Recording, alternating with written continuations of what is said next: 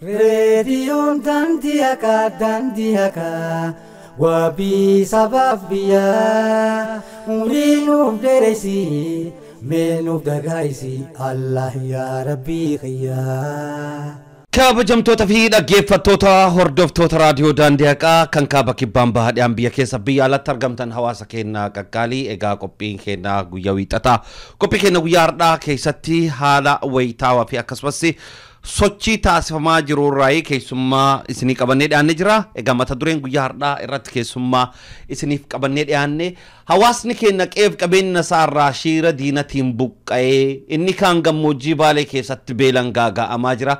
Inni kaan immoo kallattii godina Harargee bahaaf lixaan qeef qabeenya isaarraatii kan buqqaafamee gaaga'ama hedduuf argitee rakkinna hedduu keessummeessa jira. Inni kaan immoo naannoo Somaalee irraa buqqaafamee mana dhabee ala keessatti rakkata jira. Inni kaan immoo kan manatti galillee mana keessatti meeshaawwan isa barbaachisuuf argitee rakkinna hedduutu isa qunnamaa jira. Uummanni keenya mootumsa roga hundaan ammas taasaa jira. Akkasumas uummanni keenya godina Boorana torbaanota darbe keessa magaalaa Mooyyalee irraa uummanni keenya 60,000 ol ta'e ajjeechaa isaan irratti gaggeeffamuu irraa baqatanii gara Mooyyalee keenya gama Gaambootti kaampilee adda addaa keessatti argaman. Uummanni keenya hunduu rakkoo fi argitee gaaga'ama hedduu keessummeessaa jiran.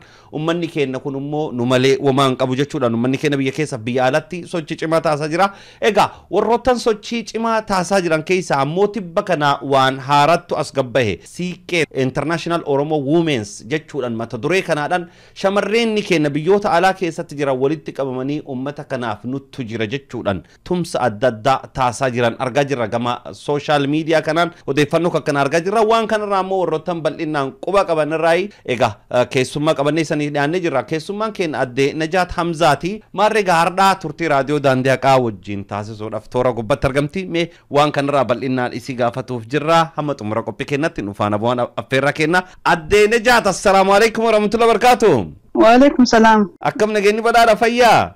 Nagaa fayyaadha. Akkam jirtan naguma isin? Nagaa qabna isinoo.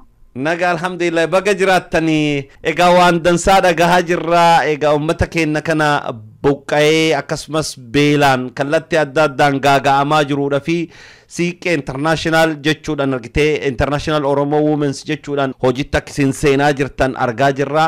Mee haaluma waliigalaatiin jalqaba sochiin kun akkamitti jalqabamuu danda'e? Mata duree maal irratti jalqabee yoomidha ka dhaabbate? Amma immoo maal gubbaa jirtan sochiin keessa waan jedhu raayime haa jalqabnuuti adde Najaat. Hayyee galatoomii Hamza kuni guruupii Oromoo dubartoota Oromoo idil addunyaa jiraniituma walitti dhufee akka dubartoota Oromootti waan tokko godhuun nurra jiraata waan jedhurraayi yaanni kun kan burqee hiriyoota hiyyaa fi ana kutaa Minisootaa keessaa ture. Yeroo dura yaannu sani nu keessaa namni tokko narsii Oromoo Californiyaa jiraattu Obsee Luubee yeroo hedduu isin East African Medical Foundation kan jiru qabdi yeroo hedduu deddeebitee Oromiyaa gargaaraa turte. Isitu Diseembar keessa Oromiyaa deemee kaampii Direedawaatii fi kan Hammarreessaa dheexxee waa hedduu argitee dhufte. Waa'ee sanirraa yaada qooddattee kaatee haala uummanni keessa jiru akka social media fi waan adda addaa irratti ilaallu osoo hin taane waan san daranii akka lafarratti ta'aa jiru nutti ibsitee yaaduma kana keessaa kan ka'e akka dubartoota Oromoo rakkataa jiran kana nuti callisnee ilaaluun nurra jiraatu waan tokko godhuun nurra jira yaada jirurraa kaane dhuguma rabbitti guddatee hangana ga'ee wal jalaa qabnee ardirra facaawaan jennu yaanneetii miti. Akkuma namoota waan kana argee garaan suukannaa'ee waa godhuun murteeffatetti waliin dubbannee lafaa kaafne wanni nama ajaa'ibu garuu dubartoonni iddoo adda addaa kutaa Ameerikaa keessas jiranis tahee Kanaadaas iddoo birattis fedhuma akka keenyaa agarsiisanii nuti daamuudhaan waan kanarratti hirmaatuudhaaf murteessanii jechuudha. Siiqeen maaliif akkamitti dhaabbatee kan jettuuf yaadni isaa kanuma. Namoonni hedduun gargaarsa Oromoon biyya keessattis biyya alaatiis ummatoota buqqaansaniif godhaa turan lubbuu baraaruu fi waan adda addaa irratti kan xiyyeeffate ture. Nuti garuu akka dubartootatti lubbuu baraaruu fi waan nyaatanii dhuganiif uffatan dhiheessuufiin gaarii osoo ta'ee jiru manneen jaarree fi ummata san hanga dandeenyutti yoo faamilii shanillee ta'e achi keessaa baasuu waan jiru san keessatti yaada walitti qabannee jechuudha. Sanitti aansuudhaan ammoo hanga jaarru san akka ganda tokkotti jaarree maqaa dubartoota Oromoo idil addunyaatiin waan kilinika fayyaatti illee achi keessatti tokko goonaa fi maaliif jennaan uummanni kun iddoo gachiisanii rafanii kaan qofaa waan uffatan qofa waan nyaatanii dhugan qofa osoo hin taane fayyaan isaaniitti illee yeroo dheeraaf tajaajila isaan barbaachisu waan hubanneef jechuudha. Kaayyoon keenya kanuma waan biraa ajandaa biraan qabnu jechuudha. Uummatuma kanaaf akka dubartootatti dhaqqabuuf yaaluudhaaf walitti qabamne. So kanuma wanni jiru. Tole adde Nejaati sochiin keessan kun eessa irratti xiyyeeffate? Kutaa Ameerikaa qofa irratti moo kallattii Awurooppaa, Awustiraaliyaa, biyyoota Afrikaa adda addaa keessatti xiyyeeffannoon isaa kan babal'atudha moo Ameerikaa qofa keessatti naannawa keessan san qofa irrattidha kan xiyyeeffattan? Lakki Ameerikaa keessattis amma Kanaadaa, Kalgaarii, Otawaa keessatti illee ta'ee jira. Yurooppaa keessa illee dubartoonni nu dubbisaa jiranii isaanillee yeroo isaanii mijatetti wanni kun yaadni asii haa ka'u malee nuti uummata dubartoota iddoo biraa jiraniin haala waan kanatti gaggeessan itti himaan jirru. Mishina waan kana hubatanii mishina kanatti amananii kaanan akka isaanii toletti kaalandara community isaaniif mijatetti akka gabbaanii waan kana hojjetanidha. Ofitti leadership fudhatanii gubbarraa wanni ajajni gad dhufu hin jiru jechuudha. So haaluma kanaan egaa uummanni adda addaa fedhii isaaniitiin kutaa Ameerikaa keessas haa ta'u Ameerikaan alas haa ta'u nu dubbisanii nullee wal gargaarree haala adda addaatiin wal jaarree jirra. San keessaan gargaarsa isaan barbaachisu yaada mataa isaaniitis buqqisiisanii waan kana bakkaan ga'uuf waliin hojjetaa jirra jechuudha. Mataa wanni jaamnu jiru hundi keenya walqixa akka dandeenyutti bakka jirrutti waan kana sossoosaa jirra jechuudha. Tole amma fakkeenya tibba kanatti illee qophii gaggeessitanii jirtan natti fakkaata. Mee qophiiwwan hamma ammatti gaggeessaa jirtan uummanni keenya akkamitti isin simataa jira? Uummanni keenya akkamitti dhufee irratti argamaa jira? Haalli isin irraati hubattan maal fakkaata? Eessatti immoo qophii dhiyoo kan gaggeessitan? Qophiin biyya 7 moo 8 keessatti Maarchi 24tti kan gaggeeffame. Maarchi 25tti Lancaster, Pennsylvaniaatu qaba ture. Isaanillee haala bareedaadhaan gaggeessanii keenya Minnesotadha actually live OMN irratti dabraa ture. So akka initiative tanaan dura hojjetee hin beeyneni kan duraa kan jalqabaa jechuudha. Wanni kun kan dubartootaan lafaa ka'ee hoogganamee asgee yeroo xiqqoo keessatti hangana hawaasni keenya response godhuu isaanii inuun eeyne. So hedduu nu gammachiisanii nu bira dhaabbatanii dhufanii waan barbaachisullee nu gumaachanii jiranii.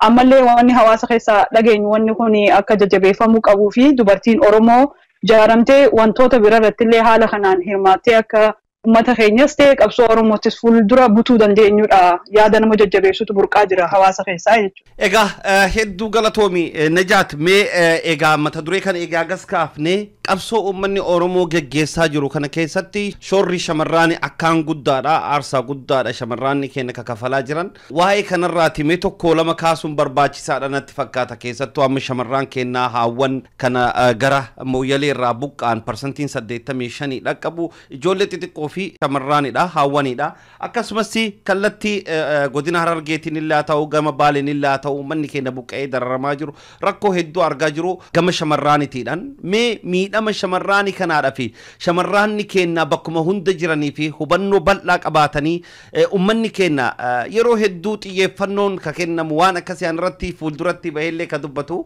nama dhiiraa qofatti yeroo hedduu irratti gama sochiidhaan dubbachuu irratti argama. Hirmaannaa irratti illee argama. Mee waan kan akkamitti irraa ilaalta waanuma biyya irraa ilaallu waan ta'eef?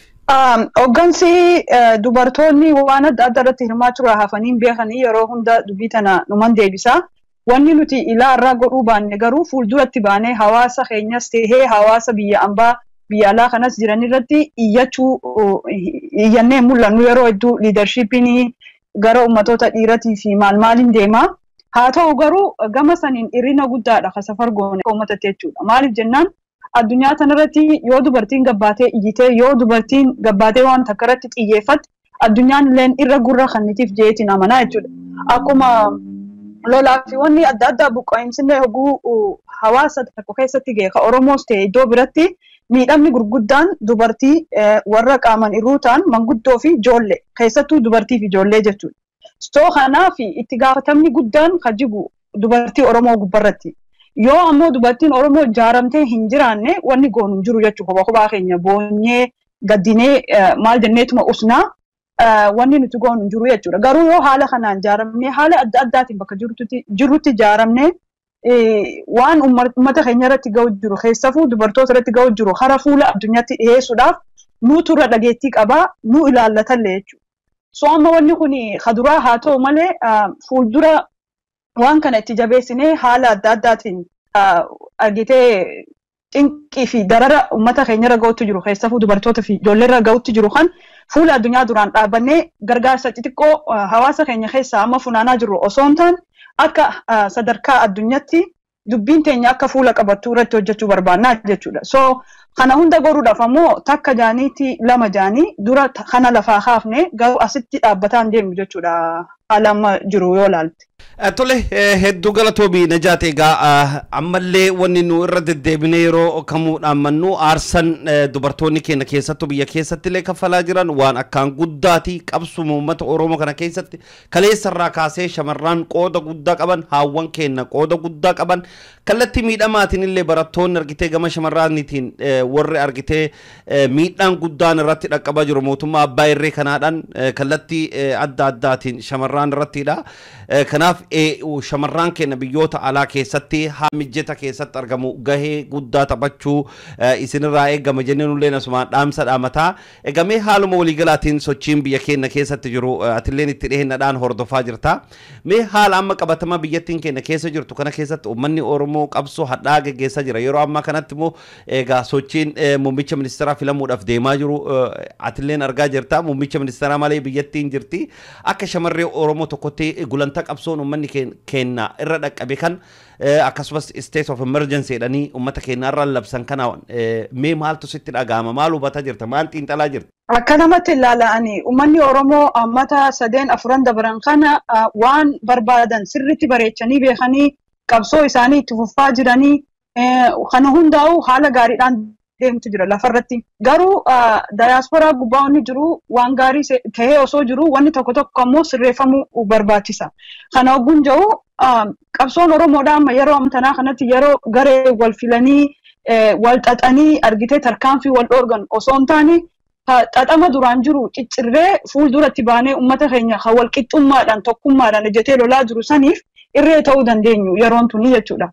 So waa'ee dubartoota Oromoo irratti hogguun gaddeebu nuti yeroo hedduu garee fi maalii fi miti halollu akka nama tokkotti sabni tokko maaf rakkata ilmoon namaa tokko maaf duuti ilmaan kun ilmaan keenya warri achi rakkataa jiru kuni obboleeyyan teenya dubartoota keenya waan san ta'eef waan hunduma mulqannee lafa keenya haala uummata kana itti dhaqqabnu haala qabsoo isaanii ittiin gargaarru irratti yoo dadhabne waan jiruudha yeroo hedduu dubartoonni Oromoo keessaa kan hin dhagayu mataa kiyyallee itti da'ee jechuudha.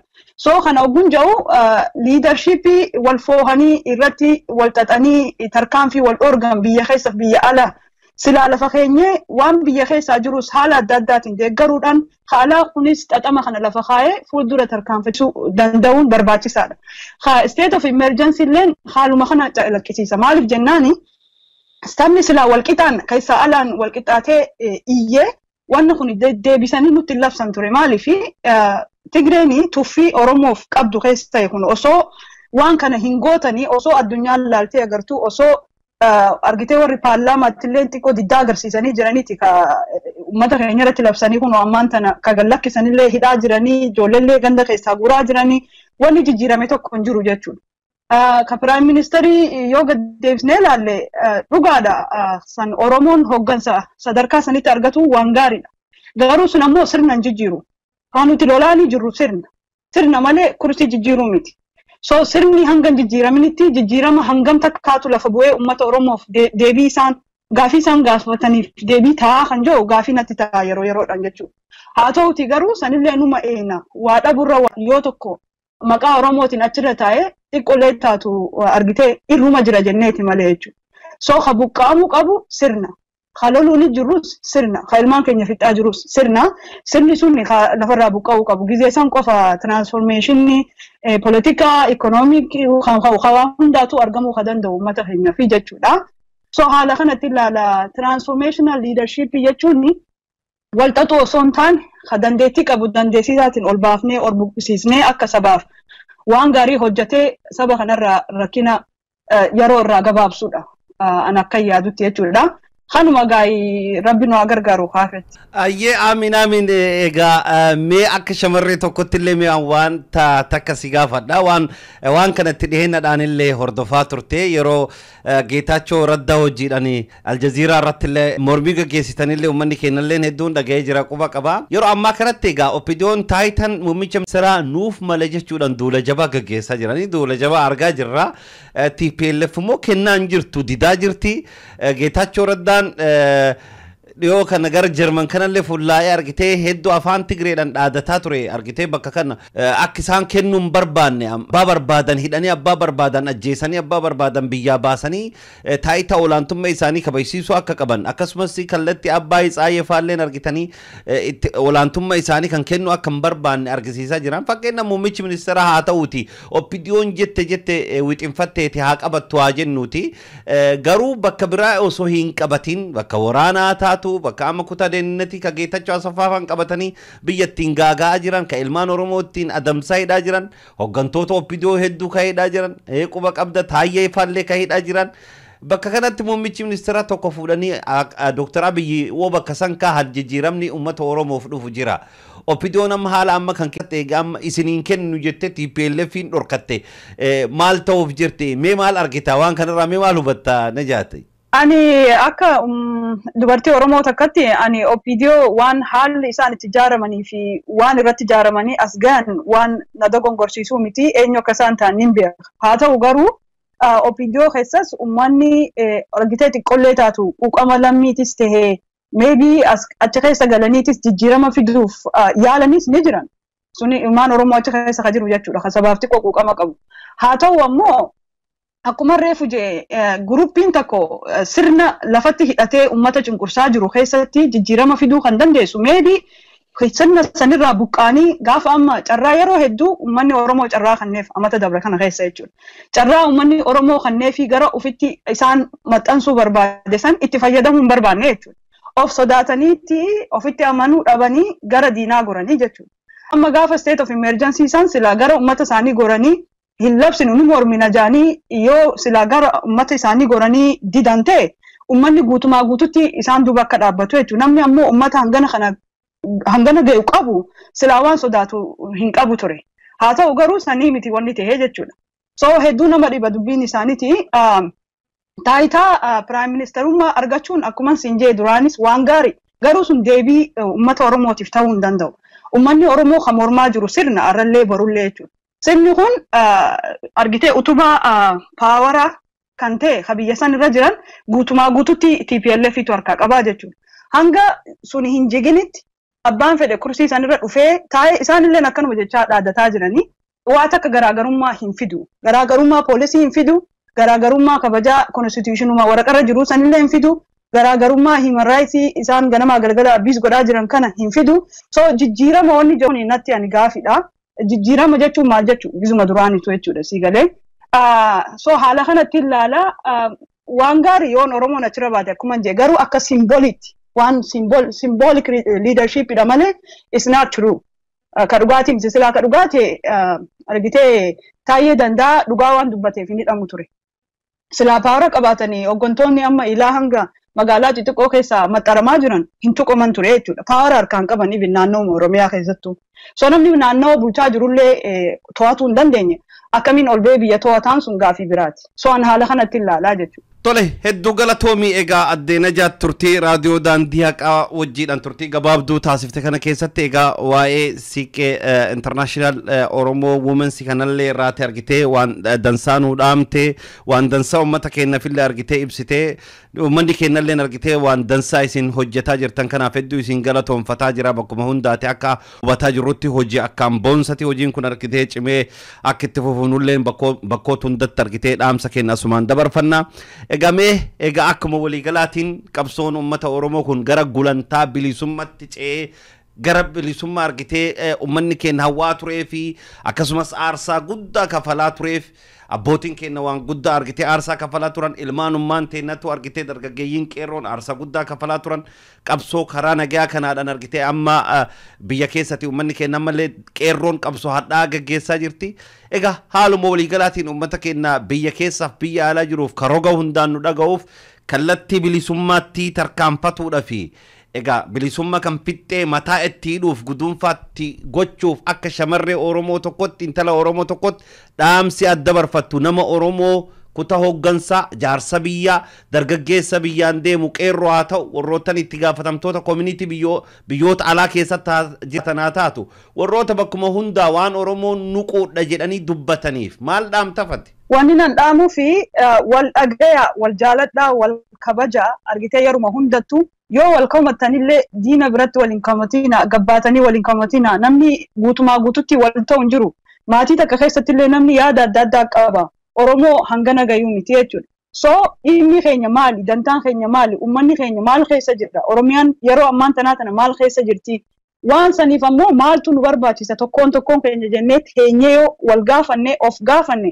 argitee waan xixiqqootti dhiisnee waan gurguddoo cinqii fi gidiraa ummata keenya ragayaa jiruu fi biyya teenya ta guyya guyyaan hatamaa jirtu nu harkaa kanaaf maali bu'aaniin ambuusuu qabu akka nama tokkottis ta'ee akka garee tokkottis jennee yoo yaanne wanni xixiqqoon guyya guyyaan ajandaa taatu tun ajandaa nutti hin taatu jechuudha. So yoo ajandaa xixiqqoo guyyuu keessummeessune taane ajandaa bilisummaatiif yeroo hin qabnu. Waan santeef waan xixiqqoo guyyaatu fura yerootu fura bilisummaa garuu wal qabannee waan kanarratti bobba'uudhatu nutti as dhiheessaa jechuudha. Saniifuu yoo argitee gidiraan ummata keenyaa kan naasitu taate, kan aarsu taate, kan argitee bilisummaan nama biraa nu hinaafsisu taate, dhaabbatuun yeroo wajjin dhaabbannee waan kana yeroo isaa itti gabaabsinee bilisummaatti as dhiheessinu carraan jiru ammaan tana jechuudha. Yoo amma booda Oromoon osoo waliin dhaga'in osoo ofiif miila wal xixanii yoo qabsoon tun of booda deebite waan gaariin ta'u jechuudha. Saniifuu kafaltiin dhiigaa lafee eegalaa hanga ammatti kafalamaa jiru qisaasata. Saniifuu dhiigaa fi lafee kan gara bilisummaa magarsutti akka irratti bobbaanuudhaan dhaamsi xiyyaa wanni xixiqqaan maatii homaan godhu boru wal komachuu dandeenya. Garuu gabrummaa fi diinan gubbaa jiru mata dureedhaan gizee hunda irratti duuluu nurra jira jechuudha walii wajjin. Sanuman itti dhaama Oromoota addunyaarra jiran hundaaf. Hedduu galatoomi adde Najaat Hamzaa egaa turtii raadiyoo daandii haqaa waliin taasifteef nulleen hedduu si galatoomfannaa horii bulii deemanii milkaa'aa. Wassalaamu alaikum warahmatullahi wabarakatuh. Jabaadha. Wa alaikum salaam galatoomi. Ayyee nagaatti.